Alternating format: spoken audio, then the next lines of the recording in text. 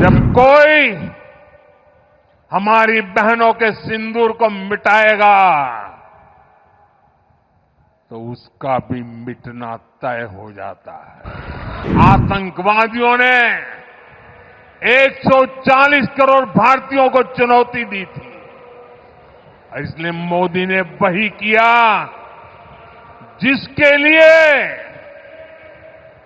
देशवासियों ने, आपने मुझे प्रधान सेवक की जिम्मेदारी दी। 22 तारीख को उन्होंने जो खेल खेला था, 6 तारीख रात को 22 मिनट में हमने उनको मिट्टी में मिला दिया।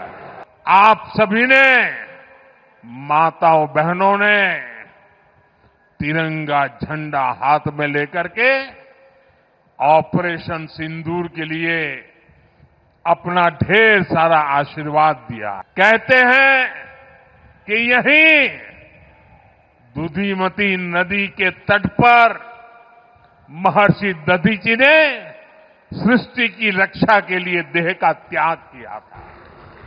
ये वो धरती है जिसने क्रांतिवीर तात्या टोपे के संकट के समय सहायता की थी। मानगढ़ धाम यहां से ज्यादा दूर नहीं है। मानगढ़ धाम गोविंद गुरु की सैकड़ों आदिवासी सेनानियों के बलिदान का प्रतीक है। यानी ये क्षेत्र मां भारती की मानवता की रक्षा के लिए हमारे तप और त्याग को दर्शाता है। जब हम भारतीयों के संस्कार है तो सोचिए, जम्मू कश्मीर के पहलगाम में आतंकवादियों ने जो कुछ किया, क्या मोदी चुप बैठ सकता है? जब कोई हमारी बहनों के सिंदूर को मिटाएगा तो उसका भी मिटना तय हो जाता है।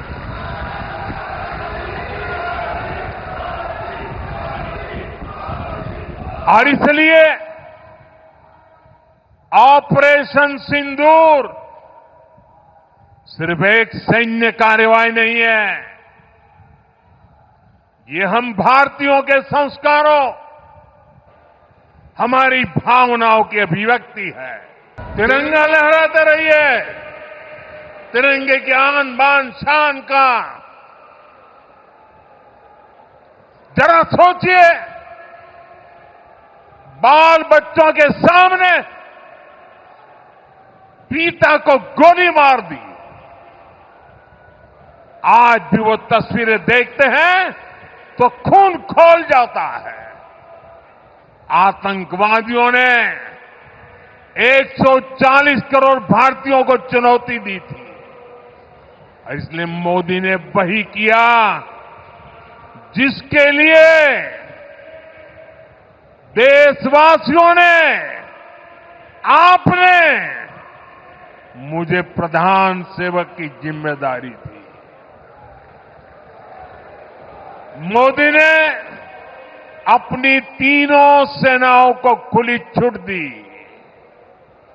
और हमारे शूरवीर ने वो कर दिखाया जो दुनिया ने पिछले कई दशकों से नहीं देखा था।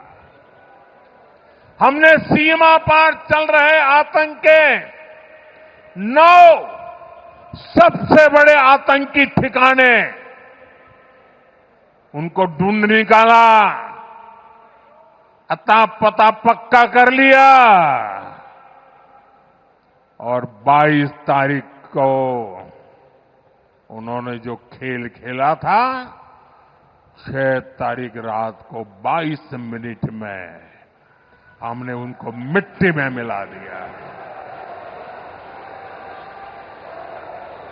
भारत की इस कार्रवाई से बौखलाकर जब पाकिस्तानी सेना ने दुस्साहस दिखाया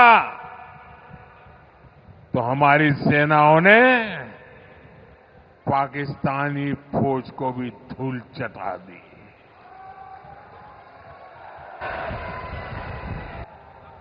मुझे बताया गया यहां भी हमारे सेना के निवृत्त जवान बहुत बड़ी तादाद में आए हैं।